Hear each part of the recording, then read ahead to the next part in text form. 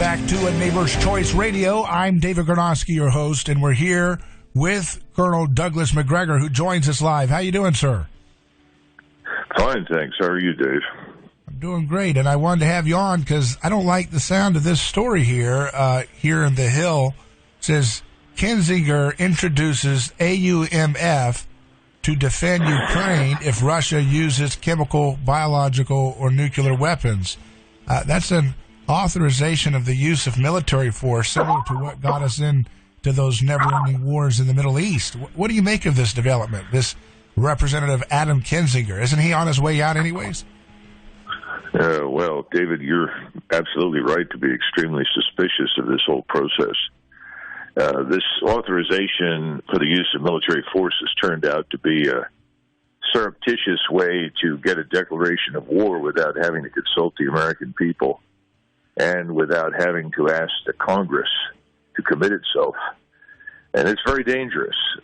They talk about nuclear, biological, or chemical. Well, the probability of that happening is pretty low, if not practically non-existent. The problem is that doesn't exclude the possibility of a so-called false flag, where somewhere, somehow, someone reports something that's happened that hasn't and sets events in motion that could result in the United States being dragged into a war against Russia in Eastern Europe.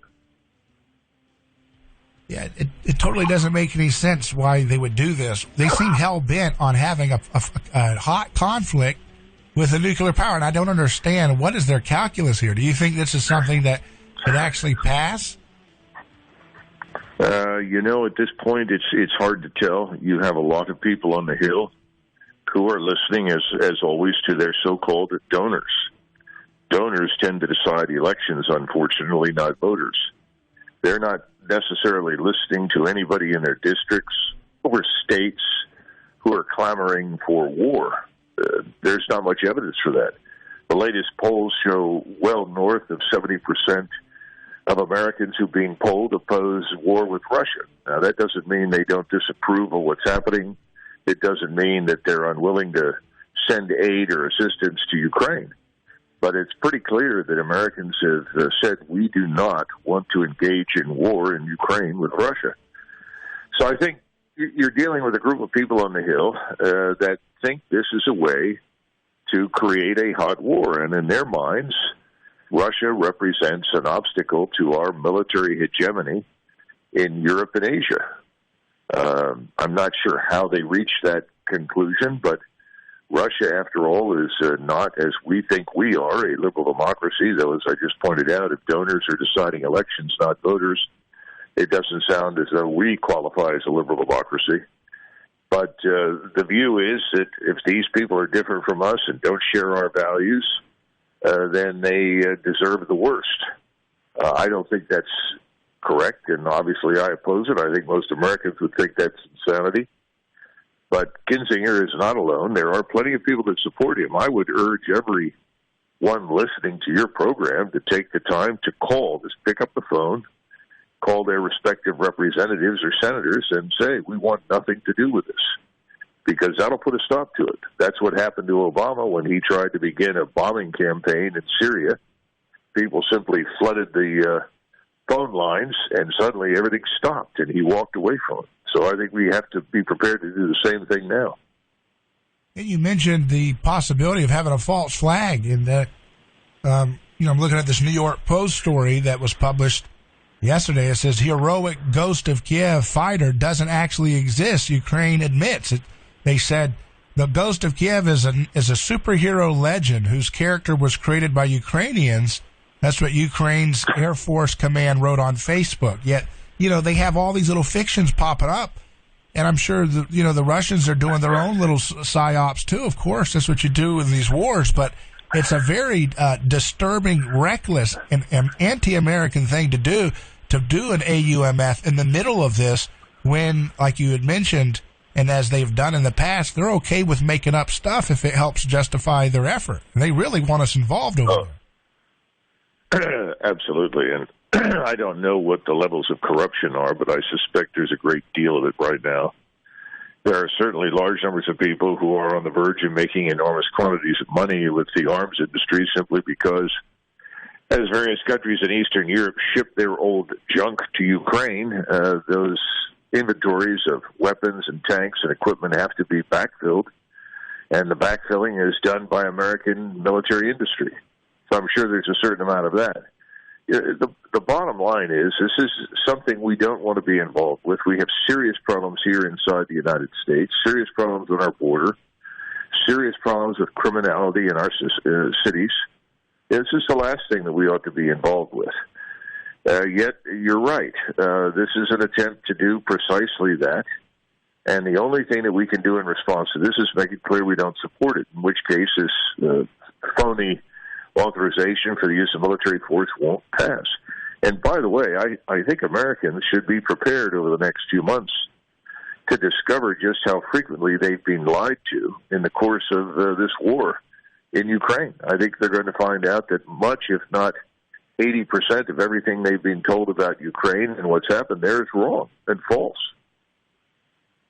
You know, it's a far cry from the days of, I'm thinking of the past and past conflicts where industrialists like Andrew Carnegie would fight against wars. It seems like all of the richest forces active in politics and donations really don't, not all of them, but at least the ones that are really involved, seem to really be excited about war. I don't see the old-fashioned industrialists stepping up and saying, excuse me, the donor class says stop the escalation of war here.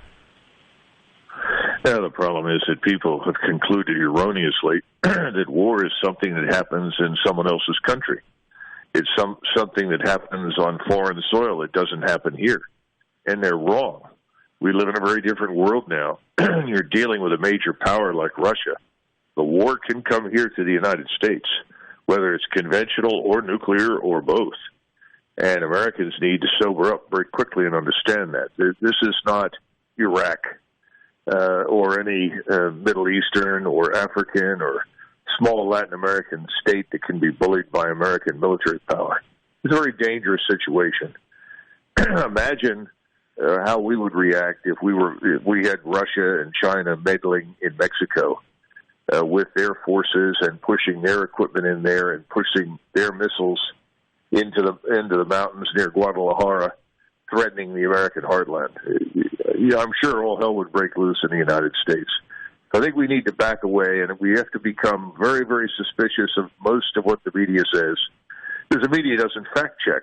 The media is on board with the Biden administration collectively in pushing for war with Russia. So, I've heard, maybe I'm wrong here, but I remember reading something recently. One of those nuclear weapons they have in Russia can blow up a space the size of France. Is that right, or did I hear that wrong? Can you explain to us the scope of the deadly weapons that are available against us here if we go that hot war route? Well, I think we just need to understand that our civilization is fragile. Civilization is always fragile.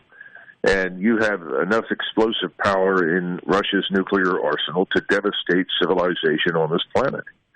It's not just a question of, how much of New York City or Los Angeles or Southern California or Eastern Maine could be destroyed in a nuclear attack.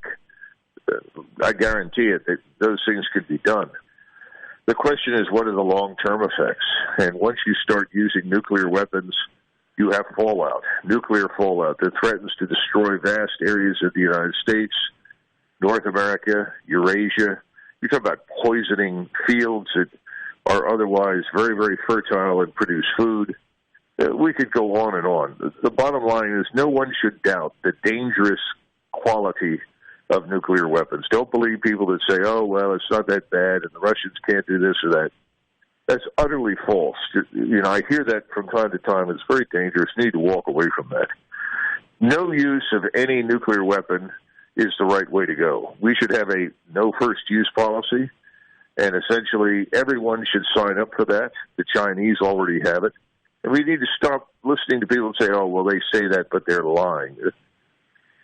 Clearly, our government has lied a great deal for a long time about a great many things. We can go all the way back to the Gulf of Tonkin resolution, and that event that never even happened that helped to precipitate our intervention in Vietnam, and we can go forward from there. Remember the mushroom cloud over Washington if we didn't attack Iraq and go into Baghdad. All this nonsense needs to be kept in mind because the nonsense isn't going to end until Americans say we've had enough. And that's why I say again, the very thought of this AUMF, of this man Kinzinger, is extremely irresponsible and dangerous.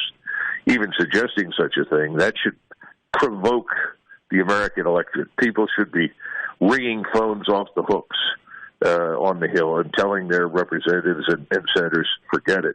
We want nothing to do with this. We've got a lot of listeners, in Tampa Bay at our flagship station, WHBO, which covers MacDill Air Force Base, and got a lot of veterans and people in the armed forces that in the area. What would you say to those members of our audience as a retired Colonel Macgregor about what we're dealing with here? Well, I wouldn't add anything more than what I've already said, and remember that the people who are in the regular armed forces don't really have much choice in the matter. They have to obey orders. They are compelled to do what they're told to do. But when you start escalating to the nuclear level and you are thinking about that, everyone should pause and think very hard about that. And I hope senior officers will do that as well. That is the last sort of consideration that should come up for discussion. Thank you, sir. I appreciate your time. Colonel Doug Macgregor weighs in, and I hope it doesn't come to this terrible escalation.